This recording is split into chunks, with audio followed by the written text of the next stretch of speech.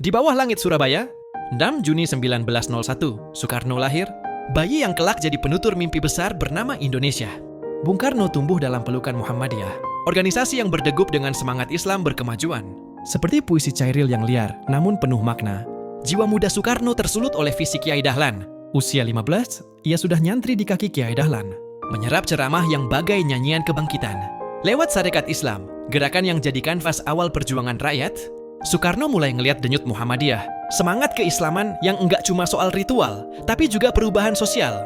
Di Bengkulu, 1938, dia diasingkan Belanda, Bung Karno resmi jadi kader Muhammadiyah. Ngajar di sekolah mereka, menabur benih harapan di tanah yang asing. Dari rahim Muhammadiyah, Soekarno melesat jadi rockstar nasionalis. PNI yang ia dirikan di 1927 adalah panggung pertamanya. Tempat ia nyanyi tentang kemerdekaan dengan lirik yang campur aduk, nasionalisme, Islam, dan Marxisme. Nasakom adalah mantra yang ia ciptain, bak soneta penuh paradoks yang coba nyatuin raga bangsa. Kedekatannya sama PKI bikin alis terangkat, apalagi di mata para ulama dan tentara. Tapi Soekarno, dengan suara yang bagai angin malam, bilang, gue sosialis bukan komunis. Dan hati gue tetap nyanyi buat Tuhan. Sayang, harmoni itu pecah saat GTPUS. Jadi badai yang mengehempas tahtanya. Ada luka dalam cerita Soekarno, seperti elegi yang ditulis di Malam Kelam. Saat Jepang ngedudukin Indonesia, ia jadi penyalur Romusha, tenaga kerja paksa yang bikin jutaan orang Jawa menderita. Lewat di bawah bendera revolusi DPR, buku yang bagai Ulyssesnya Joyce buat Indonesia, Soekarno nulis jujur soal Romusha dengan nada penyesalan yang lirih. Bilang itu harga kemerdekaan. Ia juga penyair cinta dengan 9 muse. Salah satunya, Fatmawati yang jahit merah putih dan ngelahirin Megawati, punya darah Muhammadiyah dari Bengkulu. Bak soneta penuh kelembutan.